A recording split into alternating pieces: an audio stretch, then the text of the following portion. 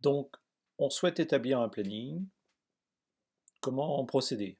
Ben, par des ouvrages qu'on souhaite construire, on souhaite réaliser. Et ça peut être, c'est ça qui peut faire l'attrait ou l'intérêt de travailler dans le secteur du bâtiment et des travaux publics. Les travaux qu'on réalise sont divers et variés, hein. Ça peut être des ouvrages de génie civil, ça peut être un bâtiment, ça peut être euh, ici le remplacement des câbles de suspension du pont d'Aquitaine euh, à Bordeaux. Ça peut être la construction d'un viaduc. Là, on avait visité clairement, on avait fait une visite lors de la construction du pont Chaland-Delmas à Bordeaux. Ça peut être voilà, un parking. Là, c'est la construction du parking Belsier à la gare Saint-Jean de Bordeaux. Et puis ça peut être des travaux de la réalisation d'assainissement dans une commune. Donc c'est vraiment divers et varié. Et donc comment procéder? Eh bien, une maîtrise d'œuvre a conçu un projet. Donc on est parti de plans, de pièces écrites et ce qu'on avait déjà fait d'ailleurs en MGM1, on examine, on analyse ces documents. Donc analyser ces documents, c'est voilà, par exemple un plan, une vue en plan du rez-de-chaussée d'un bâtiment tel qu'un architecte l'a fait, c'est partir de coupes longitudinales d'un pont, là, tout simple, avec un tablier d'oculé, c'est et c'est analyser les pièces écrites. Ben oui, il faut le cahier des charges, il n'est pas uniquement matérialisé par des plans, on a des pièces écrites techniques, hein, cahier des, là, on a mis quoi? Un extrait de cahier des clauses techniques particulières où il faut aller chercher l'information qui concerne, par exemple, la structure, de quoi elle est faite. Voilà. Donc, il faut se plonger dans ce dossier et, à la lecture de ces plans, de ces pièces écrites, on va chercher à lister, on l'a dit, à décomposer l'ouvrage en tâches. Ces tâches, clairement, on va les lister. Donc, c'est quelque chose qui n'est pas du tout évident en première année d'IUT de génie civil. Je répète qu'à force avec de l'expérience, en étant sur chantier, trouver la bonne dénomination des tâches, ça va venir avec l'expérience. En tout cas, on a essayé de vous guider lors de nos séances d'apprentissage par problème, de TD, de travaux pratiques, de vous aider à lister, oui, cette liste de tâches et de trouver une bonne dénomination. Donc derrière ces tâches, il faut clairement, voilà, vous avez une autre liste de tâches sur un autre projet sur lequel vous avez travaillé, eh bien il va falloir faire des métrés. Donc faire des métrés, on juge que c'est quelque chose qui est important à l'IUT. Il faut pouvoir par exemple repérer les ouvrages sur des plans. Là on voit un petit plan de repérage de voiles à l'intérieur d'un bâtiment. Il faut pouvoir faire des métrés sur des feuilles de métrés. On a surtout mis l'accent dans le module MGM1, hein. Il faut que faire des métrés dans le bâtiment et les travaux publics, c'est pas quelque chose qui est compliqué. C'est calculer des longueurs, des surfaces, des volumes. Le problème, c'est de se faire comprendre et de permettre à d'autres personnes de vérifier que vos métrés ne sont pas faux, qu'il n'y a pas d'erreur importante, hein. Derrière, il y a des durées, il y a des coûts. Donc, il ne faut pas se tromper. Donc, on vous a imposé un peu une présentation type de feuille de métré pour que d'autres personnes puissent comprendre ce que vous avez évalué comme quantité.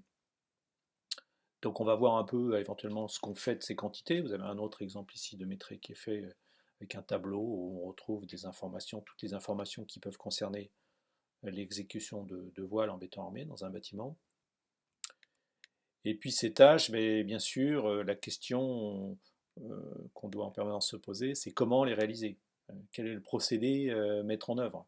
Quels sont les modes constructifs que je connais et qui sont susceptibles de me permettre de réaliser l'ouvrage tel que la maîtrise d'œuvre l'a conçu, hein, le respect du cahier des charges. Donc voilà, on avait déjà vu, c'est des choses qu'on avait abordées dans le module MGM1, qu'on a encore revu. On a vu différents procédés. Par exemple, pour faire un voile, on peut réaliser des voiles à l'aide de banches. On peut réaliser des voiles de grande hauteur en superposant des banches. Mais un voile, on peut aussi utiliser un procédé qui s'appelle le prémur. Alors, prémur, c'est un nom commercial. C'est des murs à coffrage intégré, donc qui sont plus ou moins semi-préfabriqués. On coule du béton très schématiquement, on coule du béton entre deux plaques de béton qui sont reliées par des aciers. Donc voilà quelques photos qui illustrent la mise en œuvre de ces éléments semi-préfabriqués.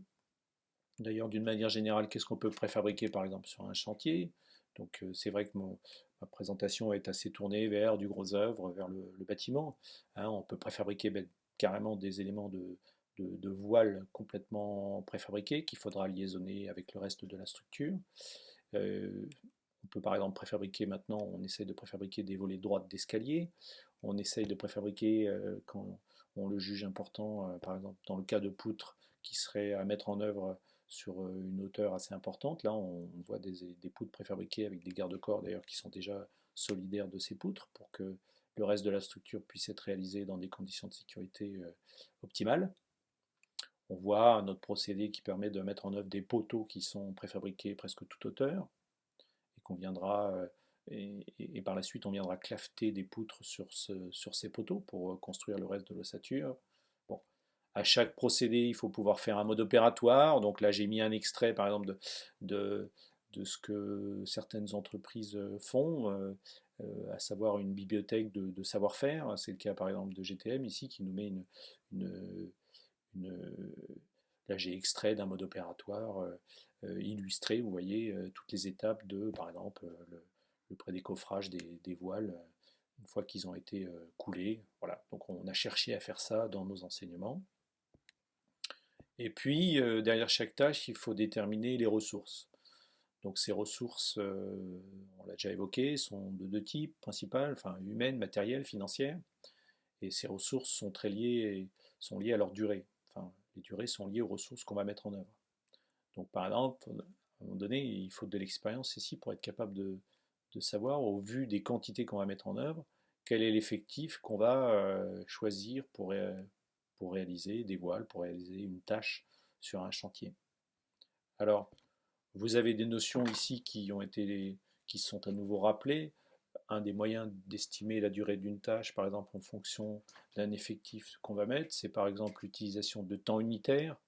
Donc ces temps unitaires, c'est par exemple le temps que met un ouvrier moyen au sein d'une équipe. Ces temps unitaires sont multipliés par les quantités des ouvrages que ces ouvriers vont mettre en œuvre. Donc on va obtenir un crédit d'heure, un nombre d'heures nécessaires à la réalisation d'une tâche. Et la durée de la tâche en jours, ben, elle est liée à l'effectif, c'est la relation qu'on a déjà manipulée, et au nombre d'heures travaillées dans une journée, à travers la relation qu'on retrouve ici, où la durée, c'est égal au nombre d'heures travaillées divisé par l'effectif fois le nombre d'heures travaillées par jour. Donc ça, c'est des choses que vous avez manipulées déjà sur presque une année. On aurait pu évoquer aussi, d'ailleurs, c'est vrai que c'est très tourné là sur la main-d'œuvre, mais on aurait pu évoquer la notion de rendement, ce qu'une machine ou un matériel, on va y revenir par la suite, peut permettre dans une utilisation courante. On rappelle ici, parce que c'est des choses qui n'ont pas forcément été très développées, enfin rappelées dans nos enseignements, que la notion de temps unitaire, ça comprend les temps d'exécution proprement dit, c'est ce qu'on retrouve en deux ici, c'est le temps qu'on a constaté pour faire la tâche proprement dite, mais ça comprend aussi des temps de mise en activité et des arrêts de travail qu'on a constatés sur les chantiers. Donc clairement, il faut faire sur les chantiers ce qu'on appelle de la chronoanalyse, il faut chronométrer le temps mis par des compagnons pour faire une certaine quantité d'ouvrage, je répète, une surface pour mettre en œuvre un volume, une masse d'acier, et puis on va diviser le temps, la somme des heures travaillées par ces compagnons par la quantité qui a été mise en œuvre, et on obtient un temps unitaire pour un ouvrier au sein d'une équipe. Les matériels, à un moment donné, il faut bien définir le type de matériel et le nombre, la quantité de matériel que vous allez mettre en œuvre. Hein. C'est ce qui va nous aider à fixer nos durées. Et clairement, parfois, il faut rechercher à faire des plans, par exemple, de calpinage où on dispose nos matériels les uns par rapport aux autres pour trouver la quantité nécessaire euh, pour réaliser l'élément d'ouvrage qu'on a à construire. Donc là, vous avez des exemples qu'on vous avait déjà mis sous le nez, si je puis dire.